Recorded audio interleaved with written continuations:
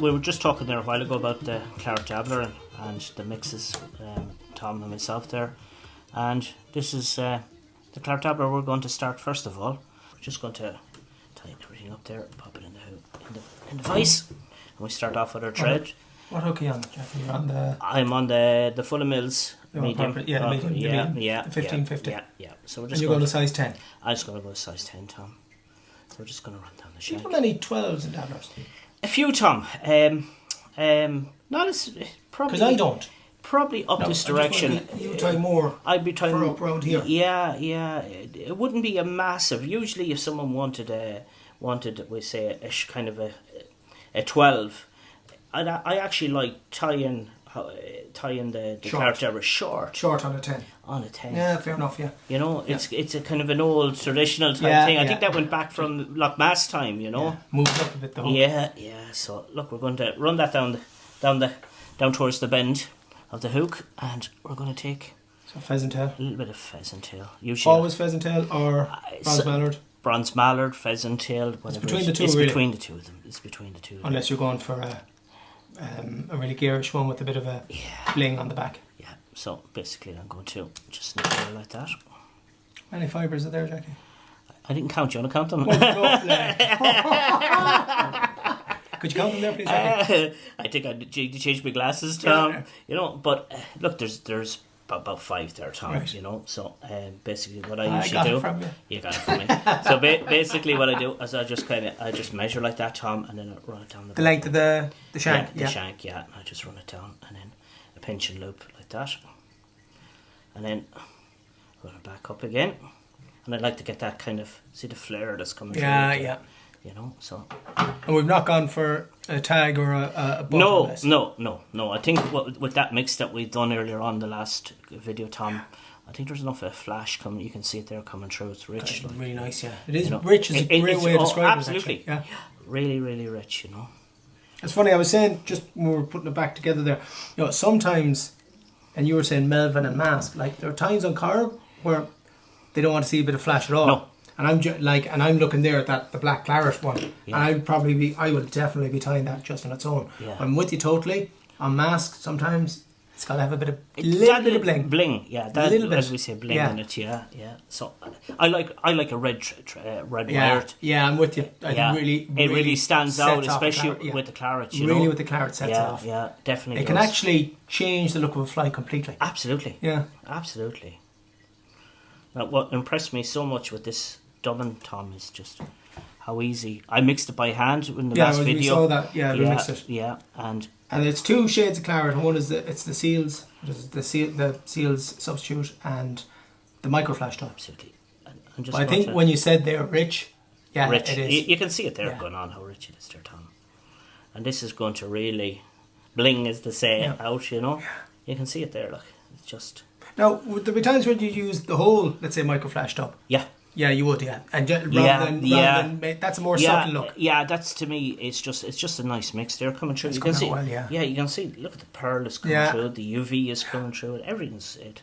It's really it's going to be a real fish catcher, to be honest. I think, Tom. You know, and when we get the brush through that, Tom, it's going to like you can see it there. Like it's just look class, isn't it? Yeah, it is actually. It is. You know, it's just standing out, Tom. So we're getting. A claret hackle. This is actually cockcape. This is actually one of my friend's capes. Tony Sullivan from Cork. Is that one Tony's? Oh, that's Tony sent that up to me as a little present. Yep. You know, so just great colours. Great colours. Great fly tire. Yeah, he is. Yeah. Yeah, you know. So I'm just going to put one small hackle down the body of it, Tom, because I'm going to brush this out. Right.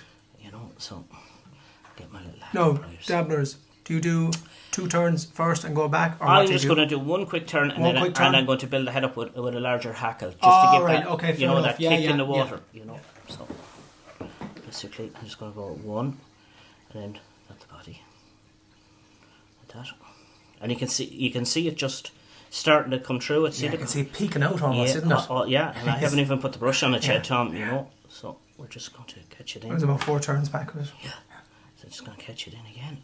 And see the red coming through it, look, Tom? Yeah. And as we keep saying, super rich. Yeah. And then we're just going to catch the wire.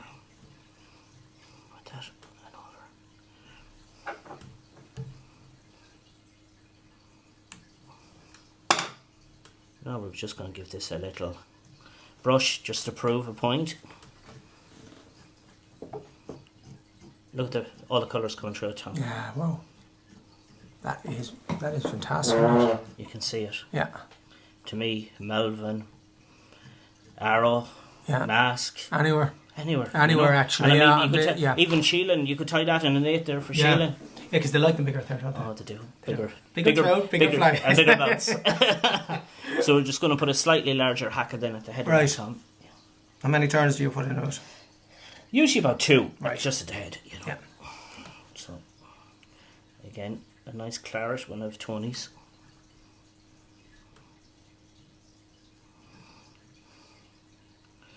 Cut off my waist again.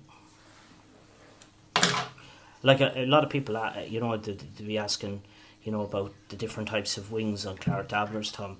But I'll show you the way I like to tie my one. Look, I want to see the way you do it now, because it's everybody. I Everyone's won't say different. everybody's different, but there are a number of styles, and some people use one style, other lads use a different style.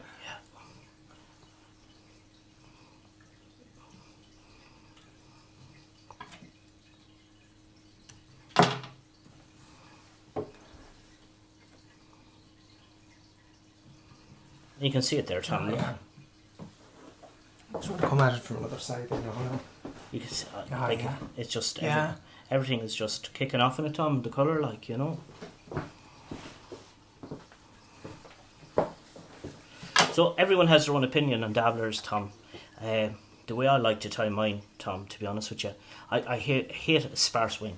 Right. Yeah. I just don't like it, Tom. Yeah. And you know, and that's my thing on it.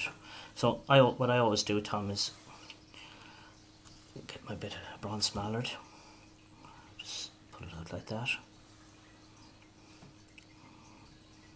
cut it, I